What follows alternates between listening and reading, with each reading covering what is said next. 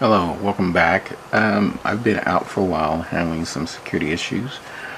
However, as promised, I will make you the most elite hacker out there, leaving your spectators on the sidelines. So with that being said, let's get started. Today we're going to look at exploiting a file sharing server.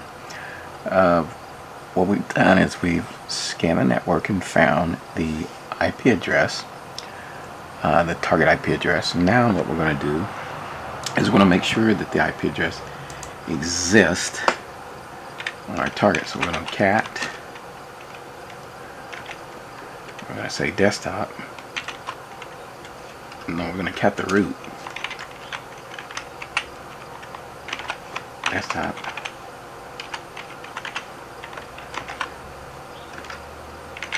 and target. Now the reason I did this is because I made a target file on my desktop. Let's do this again. Cat root desktop target. That should be it. The reason I did this is because I made a file on my desktop with the target IP address in it. You may want to do this so that way you can always just go back, cut and paste that information. Once we found out or verified that the target is correct, we're going to run an nmap scan against the target IP. So what we're going to do is we're going to say nmap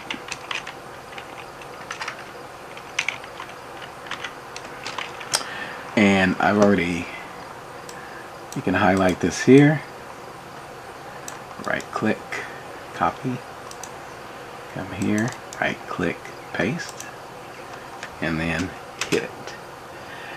And what we're doing is an nmap scan for open ports, and we found a couple of them. Now these services here, as you can see, we've got a lot of services going on. So what we need to do is we need to narrow that down a little bit because what it's giving us some resolution. So what we're going to do is we're going to go back up the nmap. I'm going to use what's called the PN switch. And what this switch does is this switch goes through and it scans for some of the well-known or selected ports. And you'll see the difference. You should see the difference. Okay. What we have here is it's showing us a lot of information as far as which ports are open. So it's a good thing because we look for vulnerabilities on these ports. We can use search exploit to find the vulnerabilities on these ports if necessary. So what we're going to do now is we're actually going to go through and we're going to look at since those multiple ports are open, we're going to run nmap to determine the version information on port 80 because that's the port we're interested in. So what we're going to do is we're going to say nmap minus, and we're going to use the sv command.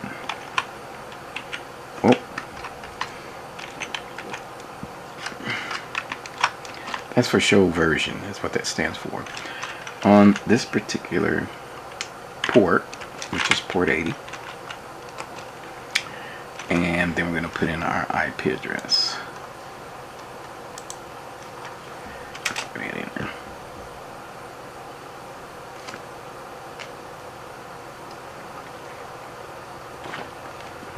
So what this has done is this. This has performed what we need to do, this ports, state, and service versions, which is what we were looking for. The service version, that's what SV stands for. And the service version happens to be bad blue. Okay, 2.7. So now, in order to find out a vulnerability for that, we have to say search, exploit,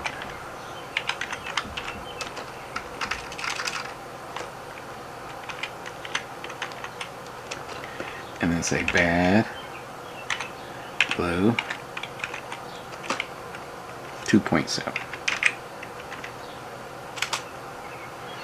Here what you'll find is the definitions of exploits that we can use against Bad Blue 2.7 and even Bad Blue. We have some way back to 1.27. So what we're looking at is the pass-through buffer overflow for Metasploit. So what we're going to do is we're going to start up our Metasploit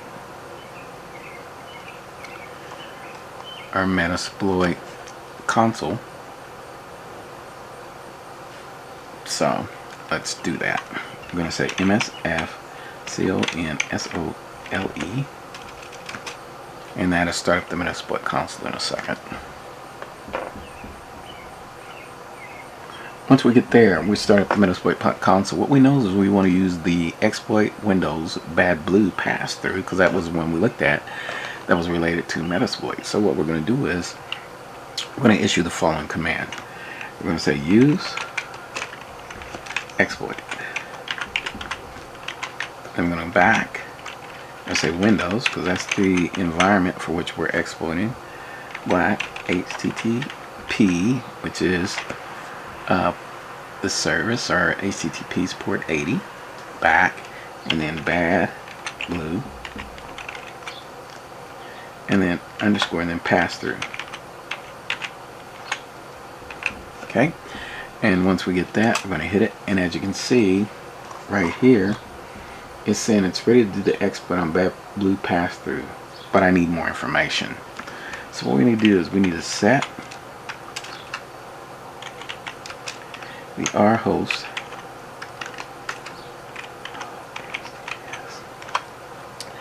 and have to set the R host, which is the remote host, and the remote host is the IP address of the machine that we are about to do an exploit on, and we hit enter. Now notice it says the remote host is set. As you can see here, it's showing what it's set to. So the next thing that we need to do is exploit.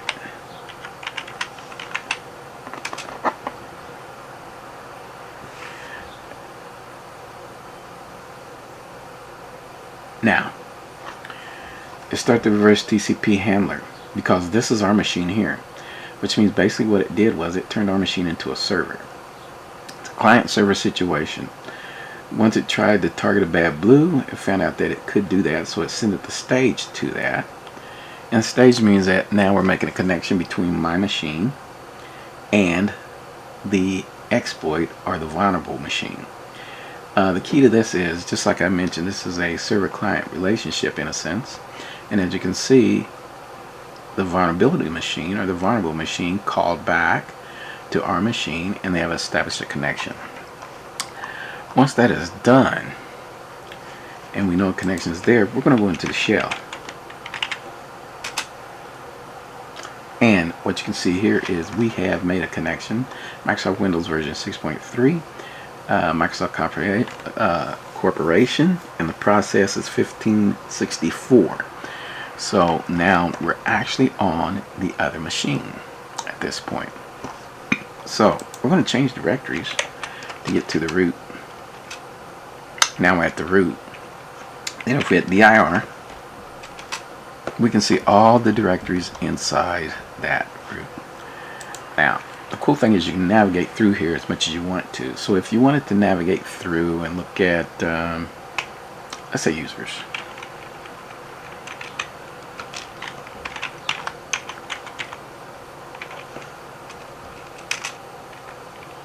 And then we do a directory there.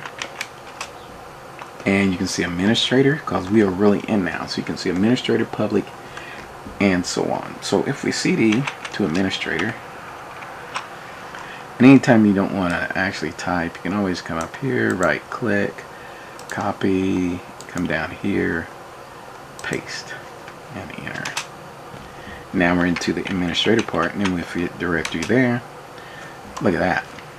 We're actually on the administrator desktop. So you can see contacts, you can see desktop, documents, downloads, favorites, links, miscellaneous pictures. Everything that the administrator has access to, is able to see, you can see. Okay, so we're just going to fill around in here. I don't have much on this, so we'll just do a cd. We'll do a cd to desktop and see if anything's there.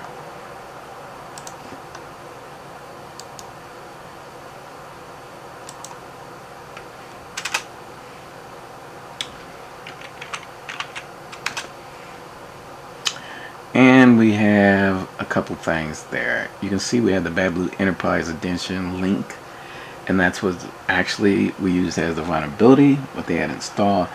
This is the installation of the software that actually turned this into a file sharing server. So as you can see, you can navigate all the way through now because you have total connection to everything. If you CD back out, you go back to root and you're able to navigate to any place else. Program files, users, Windows, all that. So I just showed you how to exploit a file sharing server. Basically at this point I am going to end this video, and we will pick up another video when I come back. I hope you enjoyed this and you have a great day.